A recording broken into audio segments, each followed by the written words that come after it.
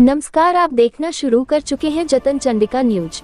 मैं आपकी होस्ट मौली राठौर। आइए देखते हैं। सुना है कि कोशिश करने वालों की कभी हार नहीं होती, तो कोशिश कर रहे हैं। तो यदि सुझाव आते हैं, सुझाव भी आने शुरू हो जाएंगे, तो उसे किस तरीके से उसमें काम होगा? क्या उसके लिए कुछ पैनल तैयार किया गया है? निस्संदेह माननीय मुख्यमंत्री जी के उस दिन के मार्गदर्शन के उपरांत हर एक दिशा से सुझाव लेने की कोशिश इसमें हम लोग कर रहे हैं, और सब कुछ हो जाने के बाद उस पर पूरी प्रक्रियागत, मतलब अभी भी छत्तीसगढ़ की पुनर्वास नीति अच्छी है, नहीं, परंतु उसमें और क्या अधिक अच्छा हो सकता है, इसकी कोशिश कर रहे हैं। और आने वाले समय में फिर माननीय मुख्यमंत्री जी इसकी घोषणा करेंगे। तो कैसे जल्द शुरू हो जाएगी इसमें? अभी 2 महीना तो लगना है कम से कम, तो शुरू। ये 2023 सालों में 1000 नक्सली सरेंडर हुए हैं, अब क्या और आखिर बढ़ने?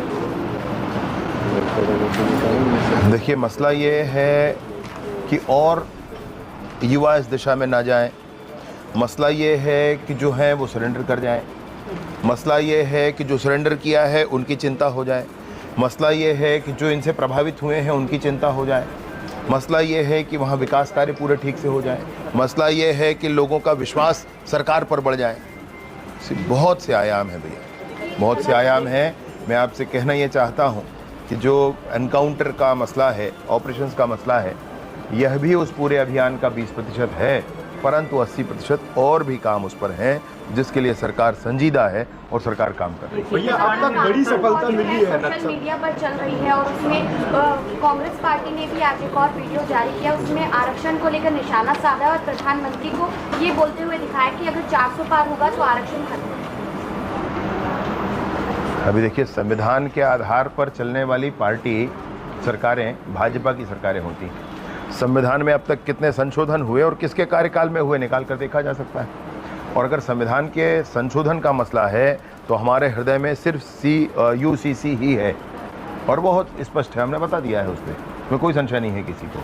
अब जो बातें हैं, संविधान का संशोधन, आरक्षण खत्म करना, ये मतलब निराधार बातें हैं, जनता समझती है इन विषयों को। ये लगातार पोस्टर के माध्यम से बीजेपी हावी हो रही है इंडी गठबंधन पर। आज भी पोस्टर जारी हुआ है, उसमें सूर्योदय योजना को लेकर किया है, भूपेश बघेल को घेर रहे हैं लगातार आप लोग, इसका क्या है? नहीं, बताइए, ये इंडी गठबंधन कैसा है जिस पर पोस्टर हावी हो जाता है? मनोबल में कमी होगी उनकी, इसलिए कोई पोस्टर हावी होता होगा। भैया, ये जनता तक विषय ले जाने के अपने अपने तरीके हैं, और जिन तरीकों का उन्होंने पहले अभ्यास किया हुआ है उस पर तो उनको पहले चिंता करनी चाहिए। कहा मोदी जी को कहा कि नीच राजनीति करने वाले, मोदी जी को कहा कि सर फोड़ देंगे इनका, तो ऐसे थोड़ी बात होती है। भाजपा ने जितने अधिक पोस्टर जारी किए हैं, पहले प्रत्याशियों के पोस्टर हुए, फिर संगठन के, अब विपक्ष, पूरे विपक्ष पर हो रहे हैं, तो मुख्य तौर पर फोकस लेकिन पूर्व मुख्यमंत्री भूपेश बघेल के पोस्टर पर हो रहा है, क्योंकि अधिक उन्हीं की तस्वीरें नजर आ रही हैं। अधिक उनकी गड़बड़ियाँ हैं ना, तो अधिक गड़बड़ियाँ हैं तो अधिक तस्वीरें हैं। निर्वाचन आयोग ने भारतीय जनता पार्टी और कांग्रेस दोनों को नोटिस दिया है। धर्म की राजनीति का विषय आपको लेकर है और कांग्रेस को लेकर है कि संविधान बदलने की बात करें। कैसे देखते हैं, क्या वाकई धर्म की राजनीति हो रही है? कोई मुझे एक बार बता दे कि कैसे हो रही है, एक बार समझा दे कि कैसे हो रही है। भगवान राम का मंदिर देश में बना है, न बोला जाए उसको? कोई प्रदेश अगर धर्म के आधार पर आरक्षण देता है, न बोला जाए उसको? ऐसे कैसे संभव होगा भैया? सर, ये कांग्रेस के स्टूडेंट फंसे हुए हैं, गुहार लगा रहे हैं छत्तीसगढ़ वापसी के लिए। सीएम साहब ने भी फोन में बात की है, क्या कुछ पहल की जाए? आपने भी बात। सर, मध्य प्रदेश सरकार ने हेल्पलाइन नंबर भी जारी किया है, तो क्या छत्तीसगढ़ सरकार भी इस तरह का कोई हेल्पलाइन नंबर स्पेसिफिकली नहीं दिया, परंतु छत्तीसगढ़, रायपुर के रहने वाले, अंबिकापुर के रहने वाले, हमारे कवर्धा के रहने वाले, ऐसे सारे छात्रों से मेरी व्यक्तिगत बात हुई है। सबके पास मेरा और हमारे लोगों का नंबर है, वो सुरक्षित है, माननीय मुख्यमंत्री जी ने भी उनसे उनकी चिंता की, उनका ही मार्गदर्शन सब कुछ है, जिसके आधार पर सबसे बात की गई है। अलग से नंबर जारी नहीं किया, लेकिन 10 नंबर उनको देकर रखे कि भैया कोई बात हो तो उसमें फ़ोन करें। छत्तीसगढ़ में आप लोग नशे के खिलाफ अभियान चला रहे हैं, उसको रोकने की बात कह रहे हैं। पड़ोसी राज्य उड़ीसा है, बड़े पैमाने पर सूखे नशे की खेती होती है, सरकार का दावा कर रही है कि सरकार आपकी बन रही है, तो क्या उस पर रोक लगेगी? क्योंकि ये जड़ हमारा छत्तीसगढ़ है, ट्रांसपोर्ट का। भाजपा की सरकार वहाँ बंद तो जाए भैया, आप तो कह रहे बन रही है। हाँ, बंद तो जाए। जैसे ही सरकार बनेगी तगड़ी कार्यवाही होगी भैया। सर, ये कांग्रेस के जो जितने दिग्गज नेता हैं वो भी चुनाव के बीच में गायब हो गए, जो पूर्व के दिग्गज नेता थे। अब एक प्लान भी जो है तैयार हो रहा है लोकसभा के बाद कांग्रेस को रिबिल्ड करने की, कैसे देखना? उनकी संगठनात्मक प्रक्रियाएं हैं, उस पर अपने को बोलना ये नहीं है। मसला ये है कि अब जनता समझती है। 50-60 साल पहले सोशल मीडिया नहीं था, लोगों के हाथ में ताकत नहीं था, तो कुछ भी करते थे। अभी आपको एक एक कदम पर आपको हिसाब देना है जनता को। भैया, ये अब तक नक्सलवाद पे बड़ी सफलता मिली है, लेकिन साथ साथ 17 नवीन मामलों समेत 26 मामले ऐसे हैं जिसको NIA को सौंपा गया।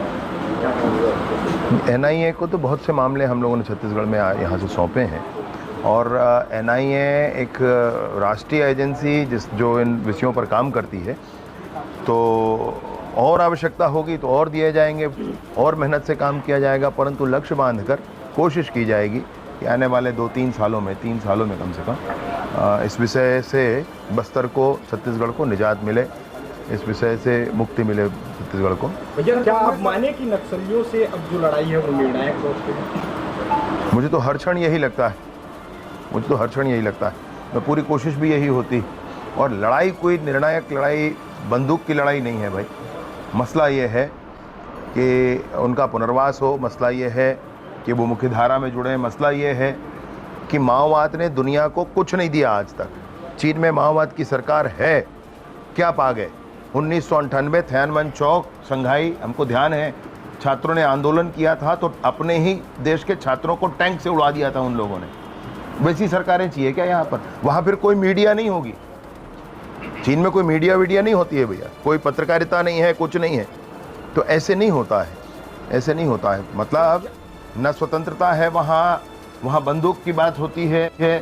ऐसी सरकार किसको चाहिए भाई? क्यों यहाँ भारत के लोकतंत्र में ऐसा करना चाहते हैं? कुछ ही लोग चाहते हैं, बाकी सब मजबूरी पे हैं। बहुत अच्छी स्पष्ट जानकारी है उसकी, और इसलिए पूरी उम्मीद है सब कुछ ठीक हो जाएगा। ये जो लगातार एक्सीडेंट हो रहे हैं, जो मालवाहक गाड़ियां उसमें सवारी भर के जा रही है, आपके इलाके में 2 बड़ी घटनाएं हो गई, उसको रोकने के लिए कोई सख्त कदम उनका नहीं दिख रहा है? आप निर्देश दे रहे हैं तो सख्त सही तरीके से पालन नहीं, पालन का नहीं है मसला। देखिए क्या होता है, गाँव में गाड़ियाँ उपलब्ध हैं, इन गाड़ियों में लोग अपनी सुविधा, अपने किफ़ायत के कारण उसका उपयोग भी आपसी बातचीत करके कर ले रहे हैं।